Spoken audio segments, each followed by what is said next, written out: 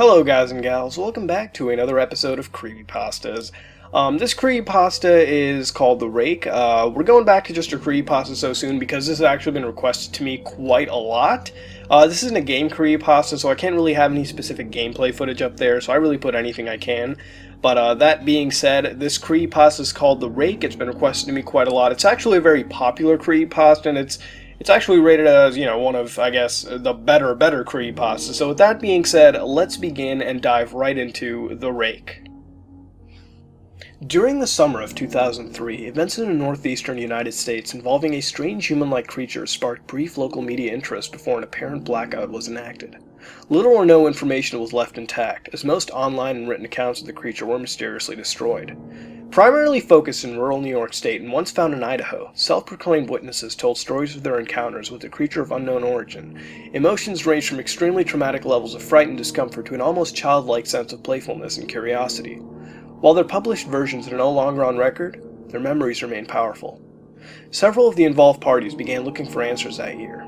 In early 2006, a collaboration had accumulated nearly 24 documents dating between the 12th century and the present day, spanning 4 continents.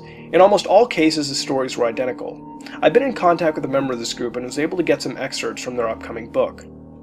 A Suicide Note, 1964.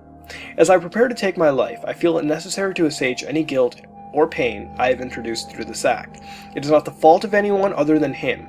For once I awoke, I felt his presence. And once I woke and saw his form, once again I awoke and heard his voice, and looked into his eyes. I cannot sleep without fear of what I might next awake to experience. I cannot ever wake. Goodbye.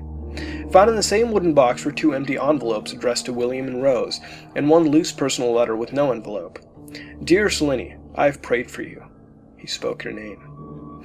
A journal entry, translated from Spanish, 1880. I have experienced the greatest terror. I have experienced the greatest terror. I have experienced the greatest terror. I see his eyes when I close mine. They are hollow black. They saw me and pierced me. His wet hand, I will not sleep. His voice, and what presumes after its unintelligible text. A mariner's log, 1691. He came to me in my sleep.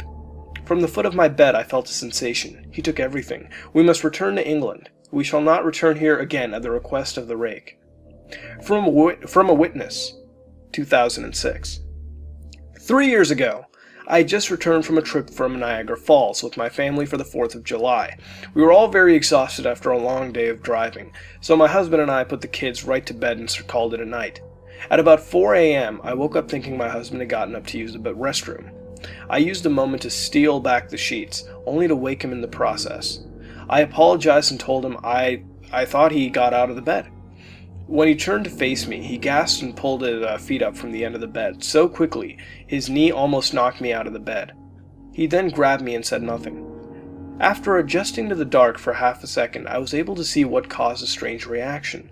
At the foot of the bed, sitting and facing away from us, there was what appeared to be a naked man, or a large hairless dog of some sort. Its body position was disturbing and unnatural, as if it had been hit by a car or something. For some reason, I was not instantly frightened by it, but more concerned as to its condition. At this point, I was somewhat under the assumption that we were supposed to help him. My husband was peering over his arm and knee, tucked into the fetal position, occasionally glancing at me before returning to the creature. In a flurry of motion, the creature scrambled around the side of the bed and then crawled quickly in a flailing sort of motion right along the bed until it was less than a foot from my husband's face. The creature was completely silent for about 30 seconds, or probably closer to 5, it just seemed like a while.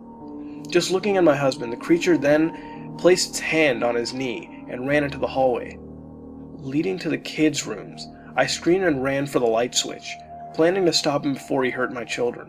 When I got to the hallway, the light from the bedroom was enough to see it crouching and hunched over about 20 feet away. He turned around and looked directly at me, covered in blood. I flipped the switch on the wall and saw my daughter, Clara. The creature ran down the stairs while my husband and I rushed to help our daughter. She was very badly injured and spoke only once more in a short life. She said, "He is the Rake." My husband drove his car into a lake that night. While rushing our daughter to the hospital, they did not survive. Being in a small town, news got around pretty quickly. The police were helpful at first, and the local newspaper took a lot of interest as well. However, the story was never published, and the local television news never followed up either. For several months, my son Justin and I stayed in a hotel near my parents' house. After we decided to return home, I began looking for answers myself. I eventually located a man in the next town over, who had a similar story.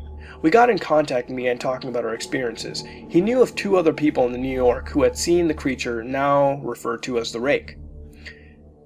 It took the 4 of us about 2 solid years of hunting on the internet and writing letters to come up with a small collection of what we believed to be the accounts of the Rake. None of them gave any details, history, or follow-up. One journal had an entry involving the creature in its first 3 pages, and never mentioned it again. A ship's log explained nothing of the encounter, saying only that they were told to leave by the Rake. That was the last entry in the log. There were, however, many instances where the creature's visit was one of a series of visits with the same person. Multiple people also mentioned being spoken to, my daughter included. This led us to wonder if the Rake had visited any of us before our last encounter. I set up a digital recorder near my bed and left it running all night, every night, for 2 weeks. I would tediously scan through the sounds of me rolling around in my bed each day when I woke up. By the end of the 2nd week, I was quite used to the occasional sound of sleep while blurring through the recording at 8 times the normal speed. This still took almost half an hour every day. On the first day of the 3rd week, I thought I heard something different. What I found was a shrill voice. It was a Rake. I can't listen to it long enough to even begin to transcribe it. I haven't let anyone listen to it yet. All I know is that I've heard it before, and now I believe that it spoke when it was sitting in front of my husband. I don't remember hearing anything at the time, but for some reason the voice on the recorder immediately brings me back to that moment. The thoughts that must have gone through my daughter's head make me very upset. I have not seen the Rake since he ruined my life, but I know that he has been in my room while I slept. I know in fear that one night, I'll wake up to see him staring at me. And that was the story of the Rake. Now, among the numerous requests for game creepypastas come the request for well-known creepypastas such as this. Not was as good as some other creepypastas that aren't centered around gaming necessarily, such as Abandoned by Disney or Joker's Backstory. Sorry, I mean Jeff the Killer, or one of my personal favorites, Funny Mouth. It's definitely spooky, but there are some holes that really kill the credibility for me. First off, the fact that there isn't information left and it's mysteriously gone on the internet is comedic since, let's be honest, we live in such an age where anything you post on the internet stays there to an extent, and it being gone makes no sense. Stuff stays on servers, people download it to hard drives or optical media and stash them away. It seems highly unlikely something as eerie and mind-boggling as this isn't kept and has been wiped from the internet clean, even though meaningless data and information is kept on record, so in that regard it doesn't really make any sense. Not to mention the fact that the press media, now I know the local newspaper took account of the situation with the local TV news not giving a flying fuck. I don't care how slow the news day is for you. This news is pretty huge, coupled with the fact that even the police noticed it. Now, they didn't really do an investigation, and I guess they found it to be a waste of time. I mean, they're not really going to believe that there's some chupacabra type thing running around killing people, right? I mean, that's not what's on their list of things to go hunt down, right? I mean, that seems like a stretch, at least for them. But that still kind of kills the credibility for me, because it's not really addressed later on, and if these key factors were rectified, this creepypasta would be a lot better in my opinion.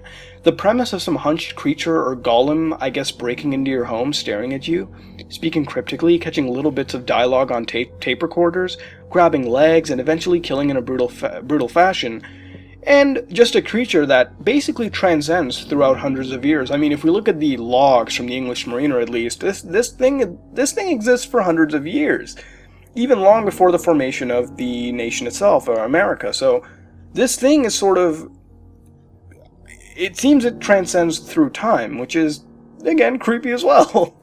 But that is genuinely spooky. Now, does it exist? Some people think so, and in a sense, it's sort of like the Chupacabra, or Bigfoot, or I guess Slender Man, where I guess some people, have supposed proof of its existence. Me, personally, not so much. I'm a skeptical guy, and with the surveillance equipment and technology we have today, I hardly believe if some creature like this existed, and we wouldn't be able to locate it, seems highly implausible. But hey, maybe you should go into the woods one night, maybe set up some tape recorders. Don't look at me, I'm not going to do it.